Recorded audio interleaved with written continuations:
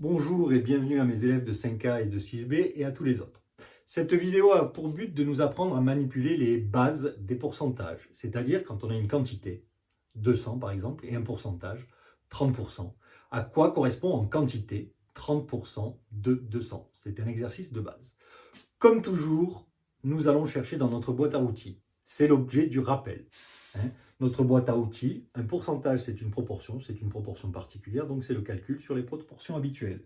Et je rappelle, prendre donc X% d'une quantité Q, c'est calculer la Q fois X sur 100, en se souvenant que X sur 100, la fraction X sur 100, c'est un quotient, et que je peux l'écrire X que divise 100, et que je vais procéder comme ça, à une opération, je vais diviser X par 100.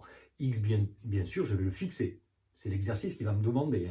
Si on me demande 20%, ça veut dire que X vaut 20. Si on me demande 30%, ça veut dire que X vaut 30. Alors, ici, j'ai choisi de partir pour qu'on s'habitue à voir, pour pas que ce soit mélangé, pour pas que ça parte dans tous les sens. On va calculer 3 pourcentages, toujours sur la même quantité. Et la quantité qu'on choisit, c'est 360. Dans un premier temps, je veux calculer 25% de 360. 25%. Cela correspond à quoi? Eh bien, j'applique ma formule. Ma quantité, c'est 360 fois X sur 100. Ici, X vaut 25, donc 25 sur 100. Alors ici, je vais prendre le temps de passer par l'étape. Je vais écrire 360 que multiplie 25 que divise 100. Alors, je pourrais, soit si je veux, je peux écrire directement cela si je ne suis pas à l'aise, soit j'écris directement cela, c'est la même chose, en se souvenant bien que 25 sur 100, c'est une division. C'est exactement la même chose. L'écriture la plus adaptée, c'est bien sûr celle-là, l'écriture qu'on attend de vous en fin de cinquième. Donc, 25 sur 100, alors ça, il faut se souvenir, bien sûr, de la division par 10, 100 ou 1000, c'est 0,25. Donc, fois 0,25. Donc, vous voyez, j'insiste encore, j'enfonce le clou. Là, ça n'a pas de rapport avec les pourcentages, mais si je ne fais pas le lien dans mon écriture entre 25%, 25 que divise 100 et 0,25, vous êtes perdu.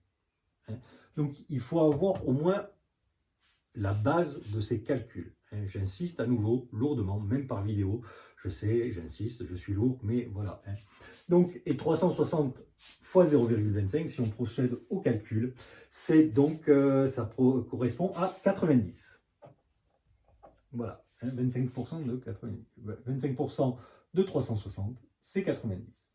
Maintenant, je veux calculer 30%. 30% de 360. Eh bien, c'est 360 fois 30 sur 100.